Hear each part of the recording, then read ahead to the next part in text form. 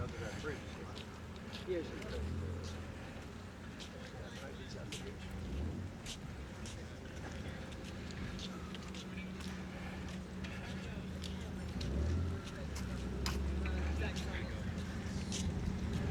want to come down? Come on. We had 5, but he's heavier. Yeah, no problem. Thanks for being here. Hey guys, welcome back to Bearded Lumber. Matthew and I appreciate you tuning in. Today we're in St. Augustine taking a tour of the Castillo Dan San Marco National Monument. That's a mouthful, okay? Yeah. Especially with that redneck accent. Exactly. So you can read it off the sign. National Park here in St. Augustine, right on the inlet. It's one of the old forts. Not going to do a whole lot of talking here. We'll just walk you around, let you see some of American history. So.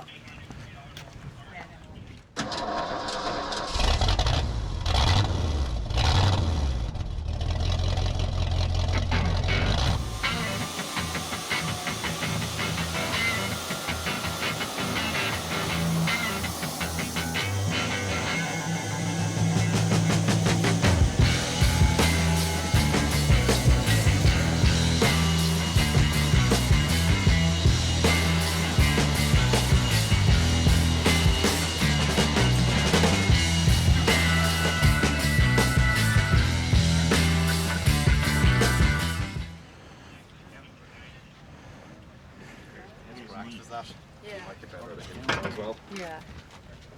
Can't believe I didn't. Check see if I had them out. That happens. What's he doing? Went upstairs. This. Well, last time we were here, there was a bunch of people We here. didn't know this was here last time. You can actually walk all the way up and around. You want to go up? You can actually get an up close look at all the shell that they used in the block.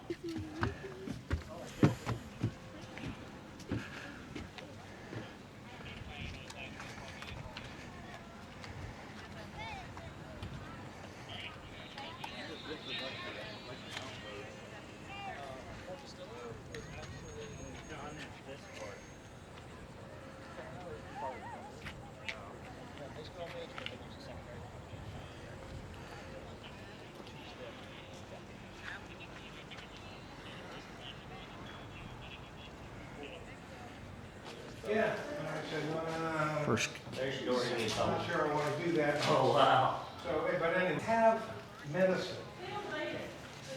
Prescription. Instead. That little lesson. And go right and clear it up. But it takes a very long time. phew. Otherwise, they go. Yeah, it is nice and cool. Low battery, please charge. A battery. Please charge. Wow. It's very cool.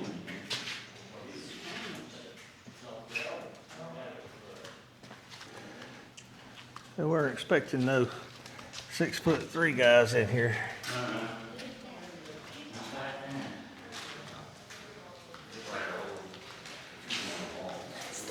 You can swim in the dampness.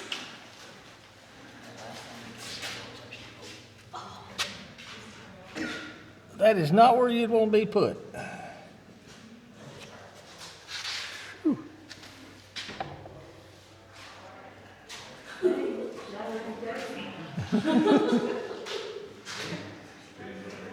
She said, "Hey, it's all okay."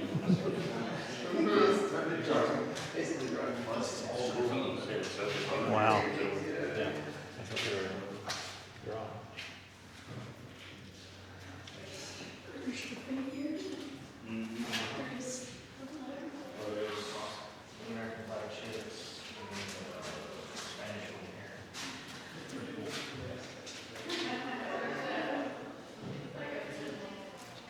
Prison art carved into the walls. They got some kind of event going on. Wow. It's an old fireplace with a monstrous hearth beam.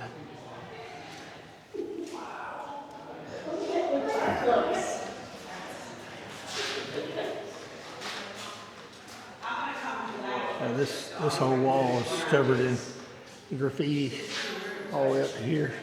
Just these two. This was the prison? Yeah. You can't go in here now. Oh. You got so high. I know. Could you imagine if it's a prison? Good morning. All right, huh? Enjoying the cool breeze. Yep.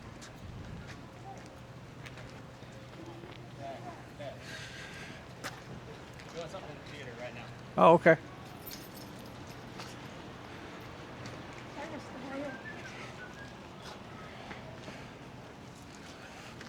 So let me restart. My name is Ranger Keller. I'll be giving today's program today. Glad y'all are joining me. This will be about a 15 to 20 minute program. Now I have been known to go a little bit longer. I do get paid to talk. If that happens, if I go over the 20-minute mark, please somebody tap their wrist, give me the sign. I will find a natural stopping point and get y'all out of here and back to your day.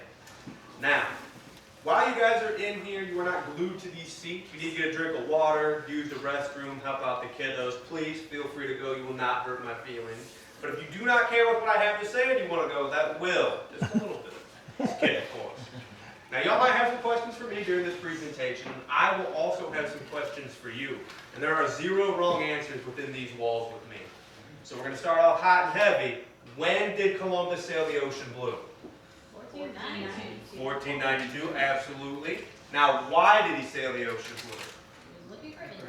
He was looking for Indians to get around those trade routes. Nobody wanted to get taxed on the Silk Road. So they come through, they do not find India, but they run into 2 brand new continents. And on these continents, yes, they find gold and silver down here, but they find unrestricted access to medicinal plants and new spices and gold throughout Middle America, the Yucatan, the land that will become Mexico, and here in the Caribbean. So Spain very quickly gets in on that action, and they're setting up waypoints down here to get that gold and silver. They're setting up waypoints to get all these new spices throughout here. And they're usually going to go ahead and camp out here in Havana, Cuba. They'll stop here before taking the Gulf all the way back to Spain. Now this takes about 4 to 4.5 months, weather depending, from Havana. And unfortunately, they have to go through the Caribbean and deal with pirates. Now these pirates could be vagabonds of the Jack Sparrow type you might be familiar with. But more likely than not, they are privateers. They are authorized from another nation with a letter that says they can prey on these armadas and it's free and clear. They're British, they're French, they could even be Dutch. It's whatever European nation authorized this hostile attack. So what Spain ends up doing is in 1513, they're going to send our friend, Ponce de Leon. He's going to step foot on the southern tip of Florida here. Now, no, he's not looking for the Fountain of Youth. He's looking to set up a waypoint here that they will have 2 spots so then they can patrol this area and try to fend off some of that preying on the armadas. Now, unfortunately, Ponce de Leon is going to die on the second attempt to establish a foothold. They're continuously going to be rebuffed by indigenous nations down there. And at this point, Spain just gives up. They had 7 different expeditions. It's good enough we have Havana. We called it, we said dibs, it's La Florida, nobody's going to mess with it. And that's going to be true all the way up till 1565. Because a year prior, in 64, French Huguenots fleeing persecution in France had set up in Jacksonville. They established Fort Caroline. Now, it takes a year for Spain to find out. News travels slow. We don't have emails or text messages back then. But there's 2 reasons you can't let the French Huguenots get established there. First and foremost, we call dibs. This is Spanish territory, and it's a bad look to any other nation if we let another nation camp out on our land. And secondly, it is an ideological problem. Spain is a Catholic nation, French Huguenots are Protestant, and back in the 16th century, what you were doing on Sunday was more than a building you went into. It was your entire cultural upbringing, so that was something that couldn't stand as an affront to the Spanish crown. So what they end up doing about it is they send Pedro Menendez over with 400 of his finest soldiers and sailors with 2 goals in mind. Establish a military outpost, eliminate the French. We're successful in setting up that outpost. St. Augustine is founded. And we do eliminate the French, but it is with a twist of fate, not a traditional method. If you guys are interested more in that story of why we're Spanish rather than French, I do encourage you on your vacation down here to go to our sister site, Fort Matanzas, and learn about that twist of fate. For our intents and purposes, we win. We are now St. Augustine, and for the next 109 years, we're going to set up 9 different wooden fortifications. You guys are stationed in Fort number 10. Now, I don't want to play a guessing game. What do you guys might think happens to those wooden fortifications over that 109-year period? Burn, They're going to be burnt down. That's our most important one. I will circle back to that. shot down, tore down. They're not cannonball proof at all. Nature. Hurricanes are going to blow it down. Termites are going to eat it. It is going to wash away into the ocean, not once but twice. They try to build it on Anastasia Island. But that burning is our most popular. So depending on what textbook you're reading, Sir Francis Drake comes to town the year after we're established, burns the town down, burns the fort, takes the gold. About 20 years later, the Spanish garrison themselves are going to burn down their own fort in protest of 7 years of IOUs. They didn't get paid for 7 years. I'm sure you guys can relate. Maybe you miss an hour out of your paycheck, you get a little upset with the boss man, boss lady. 7 years worth. Then lastly, the pirate Robert Cyrus is going to come to town in 1668. Now he will do the classic, burn the town, burn the fort, take the gold, but he does something nobody else has done before, and he starts taking depth measurements of the bay out there, as well as sketching the coastline. Because what Robert Cyrus figures out is that the closest call for help is Havana, Cuba, or Spain. Nobody is coming to St. Augustine in a timely manner to rescue them if he's going to keep coming back and preying on them. So, the provincial governor down here in St. Augustine writes back and forth with the Spanish crown saying, we need a permanent stone fortification. We need help. And what they're hemming and hawing about is, where are we going to get the supplies? Who's going to build it? And mostly, where are the funds going to come from? Now, it isn't until 1670 that the English actually forced the Spanish hand and cut out the hemming and hawing because they established Charlestown. Now, on a map much nicer than mine, the Spanish crown is probably looking and seeing the English are coming all the way down the eastern seaboard, and what's right in the way? St. Augustine. So they authorized the funding to build a permanent stone fortification, but the caveat is they have to locally produce the stone. They're not going to send granite. They're not going to send any other European hard stone over. And so the stone they end up finding through talking with the Tamaulipan indigenous people in the area is called coquina. Now, before you guys sat in here with me today, have you had a chance to learn about the 3 things this is made out of? Couple yeses, couple no's. It is made out of shells, lime, and sand, about 100,000 years of time and pressure. Now, on paper, this is not great stone building. You know, this doesn't sound good. You're in a fortified stand castle. Notwithstanding, we have 352 years of hindsight to see that it works out pretty well. But this stone is all they have. And they find it over on Anastasia Island. You can actually go to the King's Quarry over there and see the giant divot in the ground. And this is all they're going to be able to use. So they mine it from Anastasia Island, they barge it over, and they have to let it sit out where our parking lot is today, that was our masonry area, for 6 months to a year. Because when you pull coquina stone out of the ground, it is waterlogged, and if you try to work it fresh out of the ground, it crumbles in your hands like a bad cheese. The engineers wrote about that. But after it dries out and gets all nice and full of air pockets, you can cut it into blocks like this and start building your Castillo.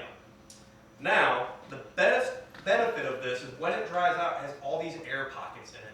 These air pockets act like a styrofoam to a BB. When you shoot a BB into styrofoam, does it go ahead and break the entire brick of styrofoam? No, it just absorbs in, right? Same with cannonball fire coquina stone. It only goes about 1 foot to 3 feet in. And this place is 33 feet thick at the bottom, up to 18, up to 12, up to 9. Pretty thick. Did they have to build it that way with this coquina stone? No. The Spaniards don't have the benefit of hindsight, so they build this to the classical European design. They're going to build a 4-corner diamond bastion. And what they're going to do is they're going to build it just like they were back home in Europe. We're going to go ahead and put our foundation down by the moat so nobody can shoot at it. We're going to build a glacis all the way around it. That's dirt we put in there to keep shots from coming into our most vulnerable port, that bottom portion. And then what we're going to go ahead and do is when you guys go outside, you'll see the walls are slanted to deflect that cannonball fire like granite would have done. And most importantly, with the diamond bastions, those are 360-degree fields of fire. When you guys go upstairs and take in the views and you look in between each wall, there is nowhere to hide, even if you were to get to the Castillo wall. There's nowhere in between each diamond bastion that I can't put a musket, a cannon, or a mortar round on you and keep you out of here.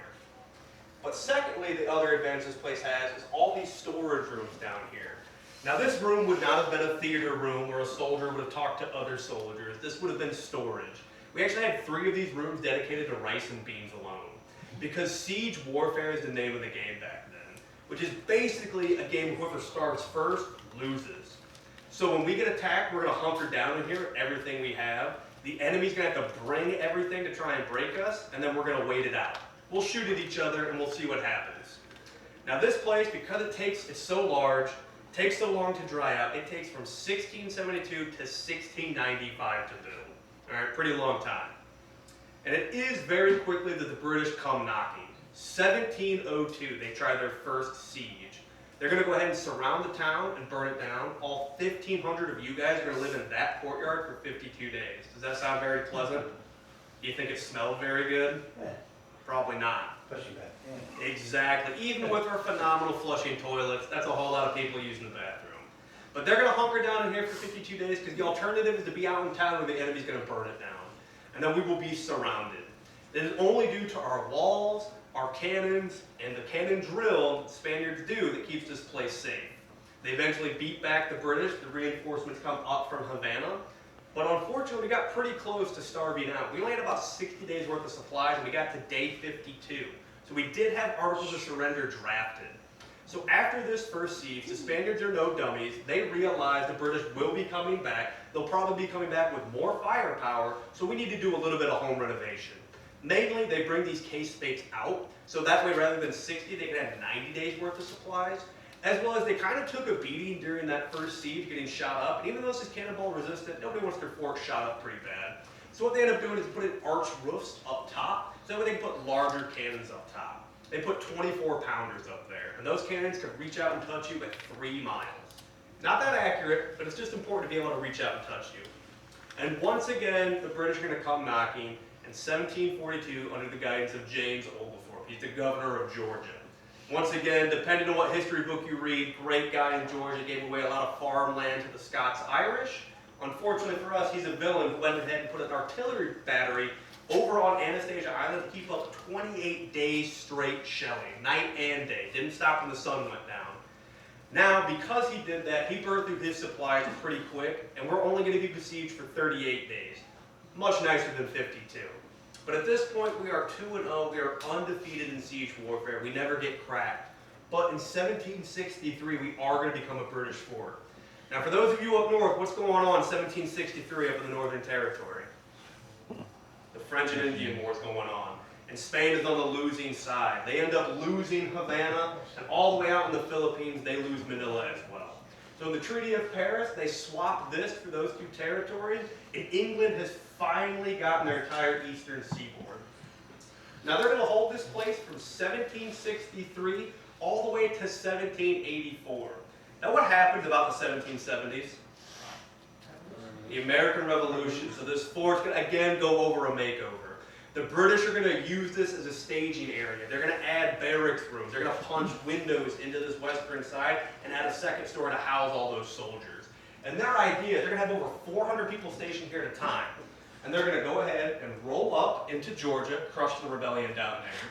They're going to reinforce Cornwallis and Charlestown, and then just walk their way up the eastern seaboard and put this rebellion to bed. But there's two main reasons that doesn't work out. Is firstly, Sir Francis Mary and his swamp foxes here in the Georgia Pine Barrens and their guerrilla tactics waylay them, mess them up. As well as our allies, the Spanish, are going to go ahead and attack Pensacola and tie up valuable resources for the British. So in 1784, the conclusion of the American Revolution, we go ahead and give this territory back to Spain as a token thank you for helping us out and achieving our independence. And then from 1784 to 1821, this will be Spanish. Now, Spain is an empire on the decline. They're not doing very well. They no longer have unrestricted access to all this gold, silver, plants, and spices. So in 1821, what they end up doing is they sell this fort and the Florida territory to the U.S. for a cool $5 million. Pretty nice because we get Orlando out of the deal a couple years later, right? Just a couple. Now, for the U.S. Army, from 1821 to 1900, this is an active fortification. This is going to see a very brief bit of action during the American Civil War. The St. Augustine militia will march up to the fort doors. There will be one Union quartermaster here. He will make them sign a bill of sale taking possession of the fort. And what they will end up doing is they will then become the St. Augustine Blues. They are a light artillery regiment. They will go ahead and take the blue coats and blue pants that are here, thus getting their name. And then they will take the cannons out of this fort and they will go to more important battlefields, mainly in Georgia and the Carolinas. A year after this, the USS Wabash is going to come down as a part of the Anaconda Plan, the Union's plan to choke out the Confederacy. And they will take St. Augustine without firing a shot because you guys guessed it, there's no cannons here to defend it. And then afterwards, this will just be a Union stronghold deep in Confederate territory, but no battles, no action here. This will then, during World War II, become a U.S. Coast Guard training area. If you go into some of the rooms on this eastern side, you will see hooks from when they had pulleys on the walls to the training center. And this will very briefly be put on high alert when Nazi submarines are discovered off the coast of Jacksonville. 7-sided tours will be apprehended up there, but it put us on alert down here. But nothing was standing from that point. In 1901, though, we will be going backwards, getting tours from the Florida Historical Society. 1924, we become your U.S. national monument and have been for the last 101 years. Now, the most important thing I can tell you guys while you're here is that those cracks you might have seen on those southern and western walls is not from sieges past or any saboteurs in the area. That is from the National Park Service putting water in the moat for over 60 years, from 37 to 97. Now, that dry moat was always a dry moat, never had water in it. But 60 years of tidal flow eroded our foundation because we are set up much like Venice. Those 33-foot blocks are sitting on yellow pine logs. So when they shift, it sends massive cracks up and through, and it takes 60 years to go ahead and realize the damage that's happening and to fix it. So if you guys promise not to write the National Park Service that we need water in our moat, I promise we won't put it in there and destroy our foundation. So that way we can be here another 352 years for your great-grandchildren times 9. So that is what I have for you this morning. I do appreciate you guys joining me and hanging out with me. If you have any questions, stick around. I'll answer them. If you guys are interested, on the Hour of the Park movie will play. But thank you guys. Enjoy the rest of your visit at Castillo de San Marcos. I hope you enjoyed the park ranger's speech. It was a little long, but man, there was some good information in there. I don't know if Matthew or Solomon will leave it all in there, but a lot of history here, people. A lot of history.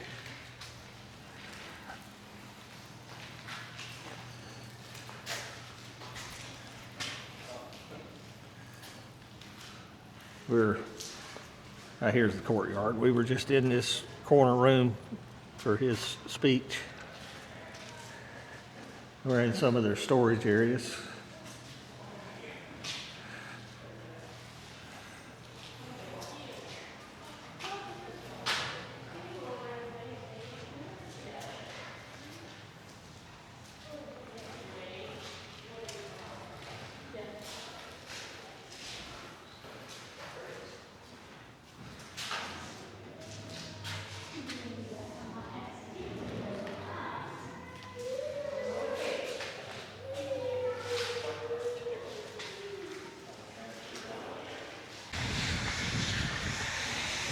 Okay, we're going to climb up the stairs to the top of the garrison.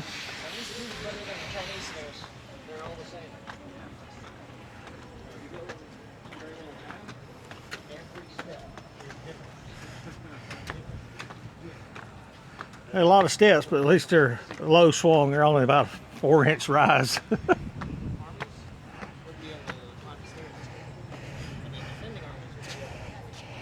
Here's a look down in the courtyard. You have to excuse me if you see my fingers. I forgot to bring them out for my DJI. It's sitting on the counter, so I'm having to hold it by hand. What do you think, Solomon? Pretty up. Look at all the crystal batteries they used to have. Wouldn't have been the worst place in the world to be garrisoned, would it? Yeah. Not really.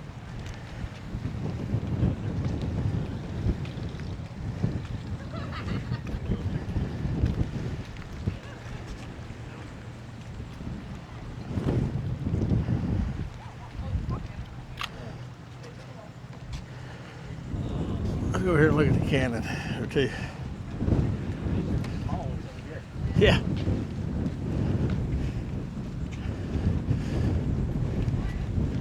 Look how thick this wall is, Matthew. Well, he said it was. From here all the way over there. Solid. Wow.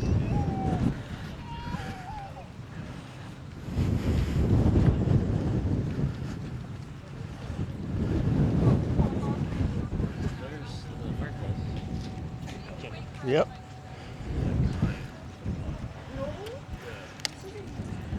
And they come up with the most ridiculous names, by the way.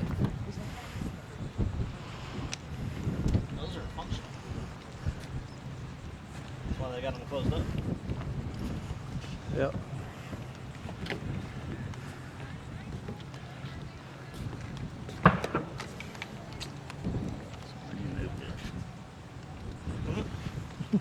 We had moved it.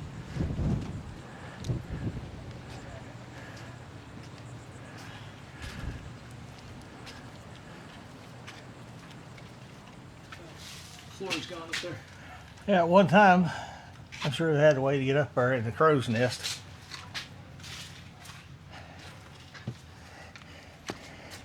Full Sentry duty, at least you had a view. Yeah, seriously. Hopefully you're putting that tower and not the one over there. The one over there. Oh, yeah. This was like the main actual watching tower.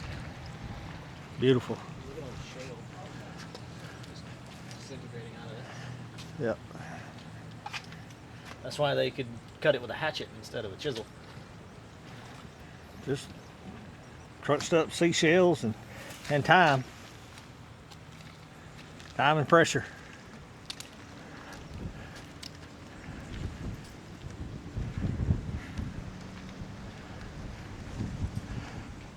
We'll walk over here and look at some mortars. I'll catch back up with you in just a minute. Here's these are bigger. I still can't get over just like the pride they took in their weapon systems, just making them so decorative and pretty. Yeah, it's more than just a brute killing machine. It's a work of art. Yeah, look at that. What was that, Solomon? Like a 16-inch mortar? Probably. Just, Gigantic. you can see the size of my hand. That is just a gigantic mortar.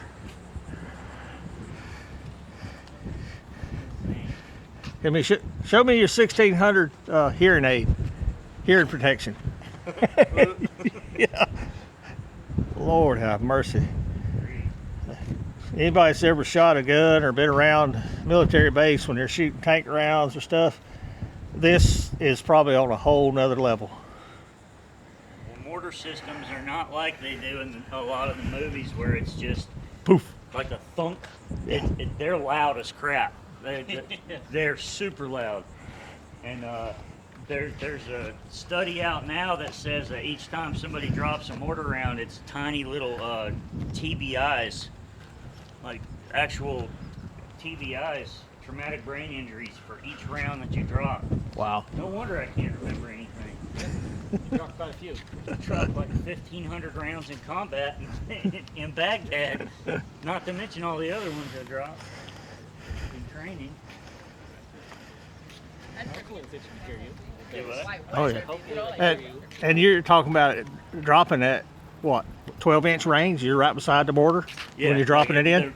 The tube would be here, and I'd drop it like that, and then it'd go off. Boom. Whew. Sometimes he'd have his hearing protection on. Sometimes he might have a helmet. Most times he doesn't. I never had it on in a combat mission. I never had time because it'd be they'd scream out fire mission, and it was you run out there, you hit on the gun, they laid it in, and then you drop those rounds because it meant somebody was under fire. Look at the and detail. needed major help very quickly. So Look at the difference between cast bronze and cast iron. Cast iron's about to go away, and they're working hard to protect it. These cast bronze cannons, other than a little bit of green on them, they look like they were made yesterday. They're beautiful. Most of these are Spanish made, correct? Yeah, most of the bronze ones are. Yeah. You just see the detail.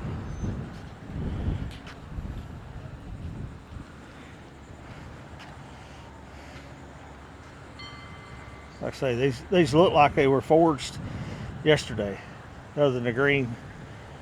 That's a the plate says Mexican War 12-pound cannon. Wow. Okay, guys, we're going to end the video here. I hope you've enjoyed what we could show. What are you laughing about, Erica?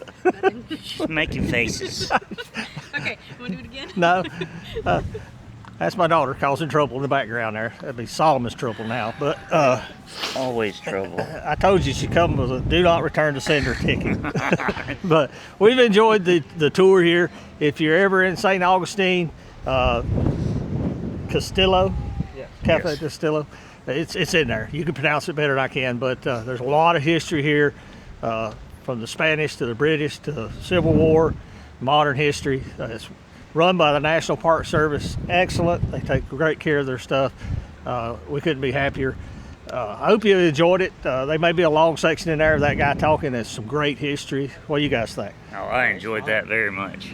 Yeah, Very interesting.